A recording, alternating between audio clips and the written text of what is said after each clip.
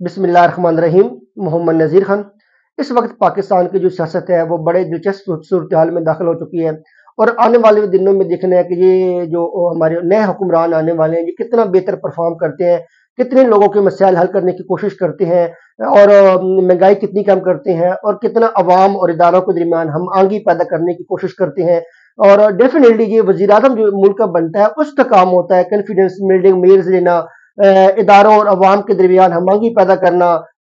तो इस वक्त जो वज़ीर आज़म शहबाज शरीफ है उसके ऊपर बड़ी जिम्मेदारी ऐड होती है, और उसको जो अभी जो इत्तेहाद मिला है वो बड़ा कमज़ोर मिला है। आसिफ अली ज़रदारी ने बड़ी वाइज मूव खेली है, और वो इसने जो वाइज मूव खेली है वो अपने आप को सदर पाकिस्तान बना लिया है। और उसको पता था कि अगर हम वज़ीर आज़म को ओहदा लेंगे, और उसको ये भी खामी का पता था कि शहबाज शरीफ हर सूरत में वज़ीर आज़म बनना चाहता है, क्योंकि ये जो सियासतदान होते हैं ये एक दूसरे को बड़ा एनालाइज करते हैं, स्टडी करके बैठे होते हैं।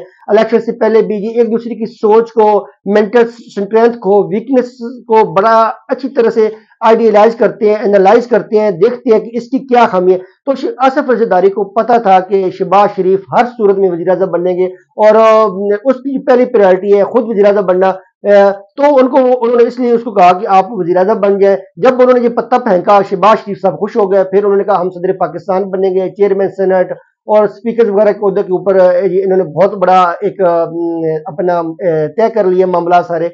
तो अब आने वाले दिनों में जो शहबाज साहब की जो हुकूमत होगी वो तो नो डाउट बहुत कमजोर होगी। ये तो जो अभी टेबल पे चीजें सामने आ रही हैं नंबर्स के हिसाब से, तो शहबाज साहब की तो बहुत कमजोर वजीर आजम होंगे, और वो मरहून मिन्नत होंगे आसिफ अली ज़रदारी साहब के। और आसिफ अली ज़रदारी साहब है वो पूरा मुकम्मल जो है वो ताकत इंजॉय करेंगे, मुकम्मल इक़्तिदार इंजॉय करेंगे। और जो शहबाज शरीफ साहब है वो किसी सूरत में भी, किसी स्टेज पे भी आसिफ अली ज़रदारी साहब को डिनाई नहीं कर सकते, इग्नोर नहीं कर सकते, उनसे इख्तलाफ नहीं कर सकते, उनकी कोई बात मानने से इनकार नहीं कर सकते। तो अभी जो एक सिलसिला चल रहा है कि शायद जो है आसिफ अली ज़रदारी साहब वज़ारतें न लें। ये आप सोच सकते हैं कि आसिफ अली ज़रदारी साहब जैसा बंदा जो सिर्फ अपने मफादात के लिए इक़्तिदार में आता है, अपने तकदो करता है, ज़रदारी जो है मफादात के पीछे भागता है। ये उसका भागना भी चाहिए, उसका राइट भी बनता है, वो सियासत में है, गेम बनानी चाहिए, अपने लिए चीजें कलेक्ट करनी चाहिए, इकट्ठी करनी चाहिए, अपने लिए ज्यादा अपॉर्चुनिटीज क्रिएट करनी चाहिए। तो अगर वो स्ट्रगल करता है तो वो अभी जो है कुछ बयानियां बनाएगा कि ये देखें महंगाई है, ये चीजें हैं, हम अब इसको देख रहे हैं, फिर अवाम के मोहब्बत में, उनकी मुश्किलात का हल करने में, वसी तर मफाद में, फिर वो कहेंगे जी हम चाहते हैं कि हम इस हुकूमत को सहारा दें, अपनी पॉलिसीज दें, अपना इनपुट दें। तो इसके लिए बड़ा जरूरी है कि हम मिनिस्ट्रीज भी हैं। तो ये डेफिनेटली ये आएगा। ये हो ही नहीं सकता कि आसिफ अली ज़रदारी जो वजारतें हैं जो इस किस्से में 5-6 आनी है बल्कि ज्यादा, वो इसको इग्नोर कर दे। वो अपना शेयर जरूर लेगा लेकिन वो टाइमिंग देखता है। आसिफ अली ज़रदारी टाइमिंग का बादशाह है, वो देखता है कौन सी टाइमिंग उसके लिए सूटेबल है और कौन सी टाइमिंग सूटेबल नहीं है। अभी वजारतों में आना उसके लिए सूटेबल नहीं है। अभी वो देखेगा बजट की क्या मामलात होते हैं, IMF क्या होती है, ये हुकूमत कैसा पेस लेती है, कैसा मोमेंटम बनाती है, क्योंकि इस हुकूमत को भी देखना है ये कैसे चलती है, क्या परफॉर्मेंस होती है, क्या ये अपना विजन लेके आती है, और किस स्ट्रेंथ पे ये काम करती है।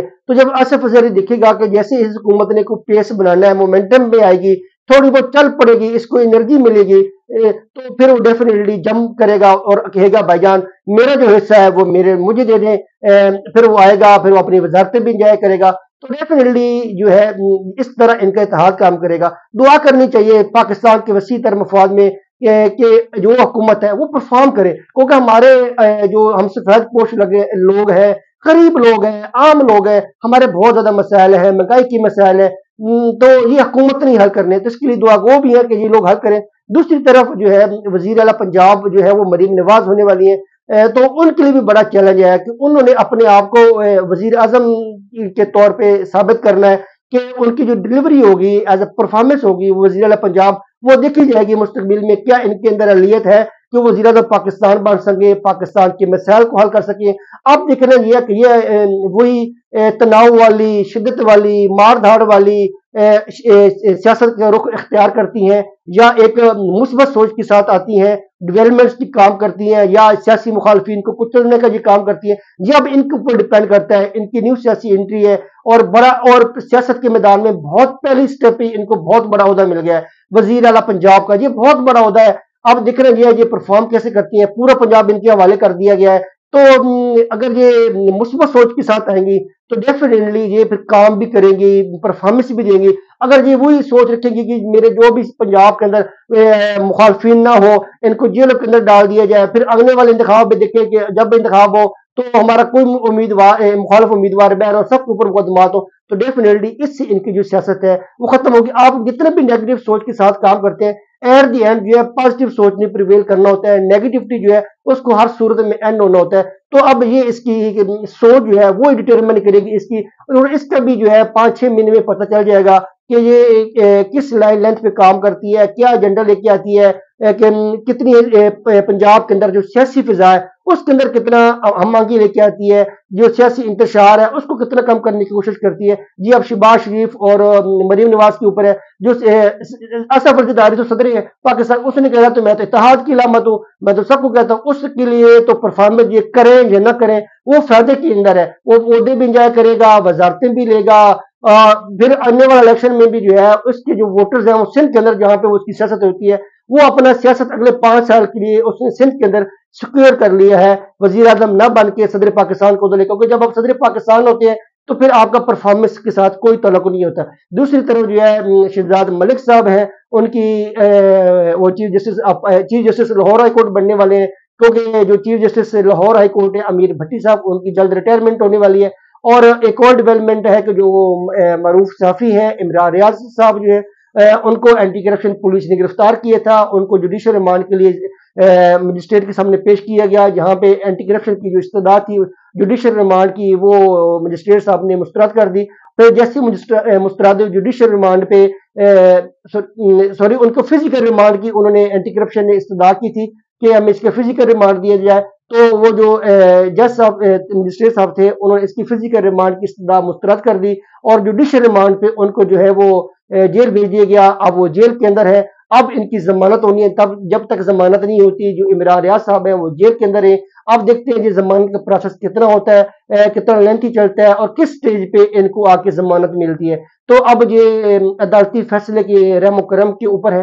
تو اس وقت جو ہے پاکستان کی جو سیاست ہے وہ بڑی دلچسپ صورتحال میں داخل ہو چکی ہے، اور دعا کرنی چاہیے یہ ہمارا پاکستان ہے، ہم سب کا پاکستان ہے، اور سیاستدان جو بھی ہے، اقتدار جو بھی ہے، دعا کریں کہ وہ پرفارم کریں کہ ایٹ دی اینڈ کیا ہونا ہے، ہم جیسے سفید پوش لوگوں کی، غریب لوگوں کی، عام لوگوں کی جو مشکلات ہیں وہ حل ہونی ہے اگر ہمارے سیاستدان جو ہیں وہ جو اقتدار میں آتے ہیں وہ پرفارم کریں گے۔ تو دعا کرنی چاہیے کہ جس کو جو عہدہ ملے وہ اپنے عہدے سے انصاف کرے، پرفارم کرے، اور کوئی غیر قانونی کام نہ کرے، اور سیاسی اتحاد کو اور مضبوط کرے۔